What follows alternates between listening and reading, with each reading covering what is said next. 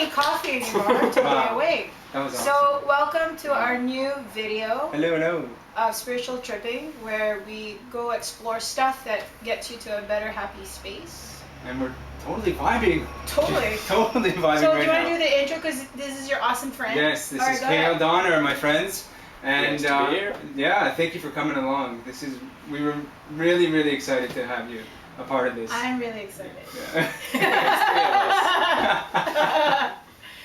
So yeah, I'm gonna let you do the talking because yeah, I'm sure you have a much better. How do you guys know each other? Oh yeah, first? for sure, yeah. So we met at the bookstore at York University. Many years ago. Many a year ago, and it was great times back then in terms of just chit-chatting, and yeah, and I totally admire you. That's so sweet of you to say. Yeah, you're totally.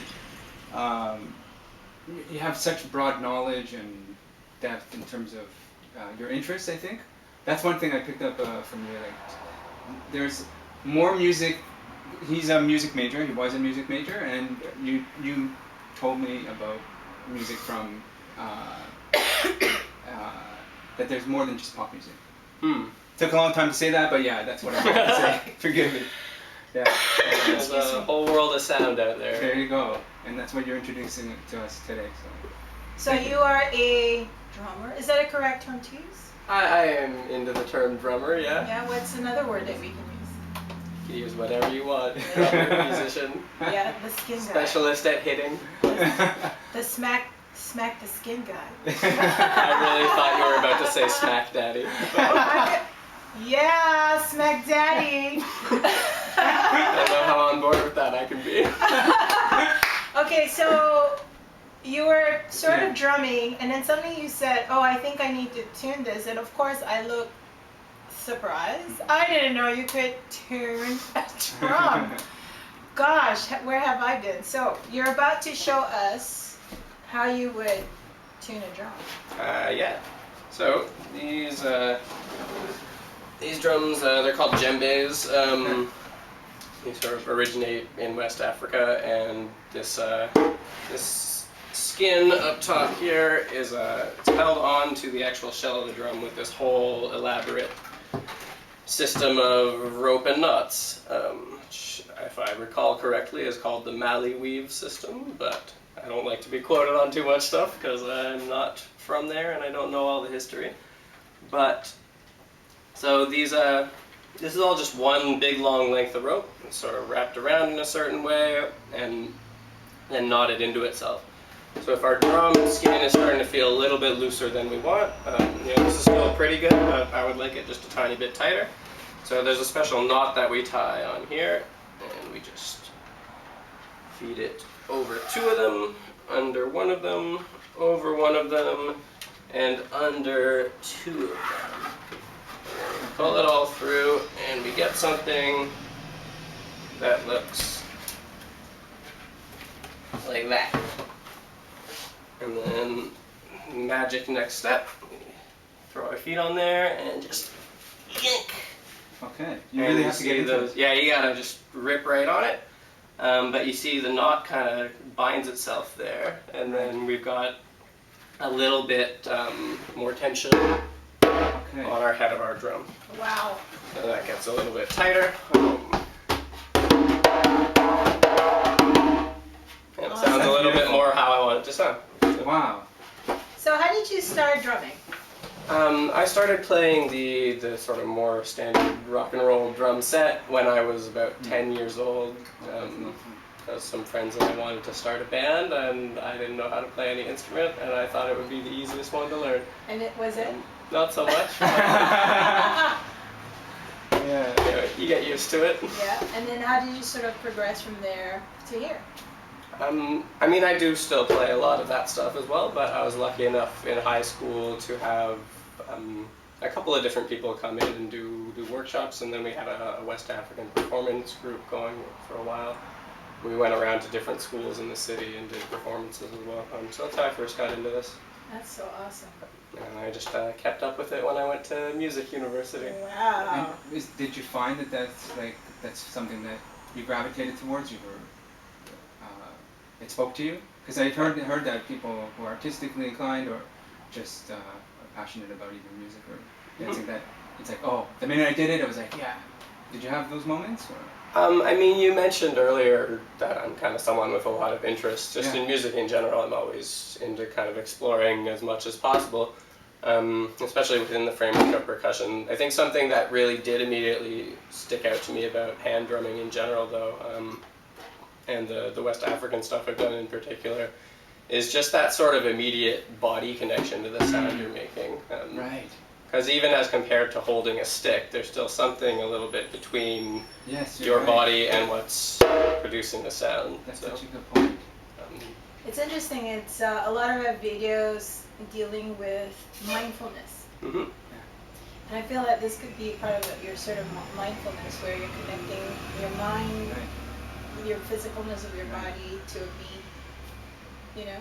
Yeah, and I think that's always been a huge part of the appeal of music to me overall.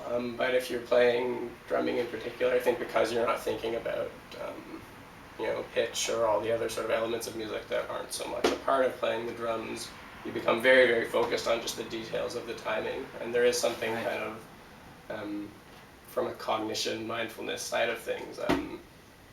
Because you're concentrated so hard on one thing, I think it can have a very almost meditative effect sometimes. Yeah. Which I think is what draws a lot of people to this sort of drumming stuff. And what I noticed about drumming for me personally is that, with the beats and stuff, because it's so focused, for me, I feel like it starts becoming very hypnotic, kind of. I get into this sort of self-hypnosis kind of groove. Right. Mm-hmm. Right. Do you sometimes feel that you go into that state where you sort of lose yourself and you just let your spirit go into the spirit of drumming? So I gotta be totally like... That's where you need to be sometimes.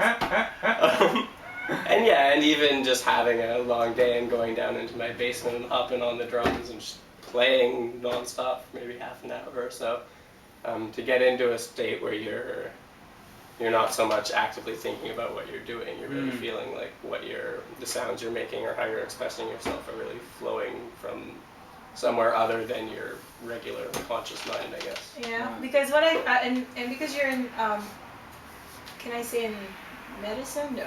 Is that a correct term? Like you're in the medical field? Healthcare adjacent. Yeah. Okay.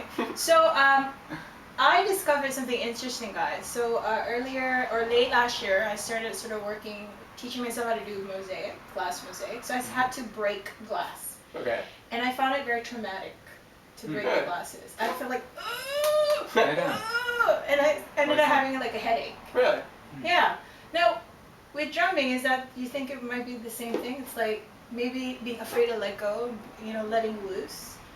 Because if we're talking about cognitive mindset and mindfulness and stuff, do you think drumming will allow for that freedom? Well, there's only one way to find out. Which you'll learn in part 2. Yes, we will. Okay, so if you guys saw Tango last week, my 2 left feet met the 2 right ones. Sasha Talahaliani. So I was just telling, I have 2 left hands. Keep 2 left hands, and I'm hoping that he's the 2 right hands. Well, I think you're gonna say the music doctor is gonna take care of that. Woo! Yeah. So can you tell us a little bit about drumming history? So you said it came from South Africa? Most of what I've studied and sort of where these drums come from is more of the western area of Africa. Yeah. So a lot of the stuff that we were playing when I was in high school was music from Ghana. Wow. A lot of what I did in university was more from the kind of Guinea and Mali area. Yeah. And I mean, it's studying music from other cultures and from the world is something I always try to be a little bit sensitive about. And really remember that I'm a student of it. And especially never having sort of been immersed in that culture, I don't really understand all the relationships between maybe a given piece of music and its history or its cultural background. So I think it's important to keep that in mind when you're trying to pick something up or to benefit from the richness of music around the world. Because isn't and you correct me if I'm wrong, but it's a form of language for them, right? In terms of how they celebrate life and... Yeah, and I mean that's... Saying something's a form of language is, I think, really open to interpretation. Exactly. And there are different places where that's more or less true. I know there's the Nigerian language, Yoruba, that you can, with certain drums, you can actually spell out words and say And things guys, to be people. careful, you might find a wife.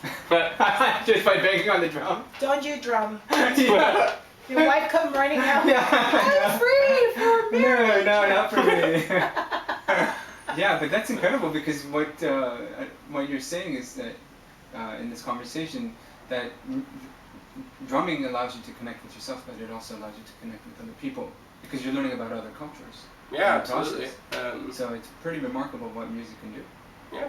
And you'll find that often when there's music stuff on the street, people are just riveted to drumming. Yeah. Mm-hmm. You know, because there's a heart beating, maybe there's a weird psychological kind of, I don't know, humanity, weird stuff about the heart beating, the rhythm, I don't know. But the evidence of evidence. I mean, what we saw. I'm being scientific now, but I mean, when we started the video, you saw what it did to us. It made us move. Yeah. You can't just sit here and like you bang. I'm like, God, I can't just sit. My body has to move to the rhythm of what you're banging the drum. So it's pretty. That's what I'm aiming to do. There you go. You got that effect. Okay, I'm so excited. Yeah, we're gonna. And look I forward can't to hide it. Yeah. I was singing that song. So can we get out of the video with you drumming? We sure can. Do it. So what are you gonna play this one? What's this? What do you, or you're just gonna make something up? I'm just gonna play for you guys. Okay, Do it. go. Do it. Do I'm it. ready.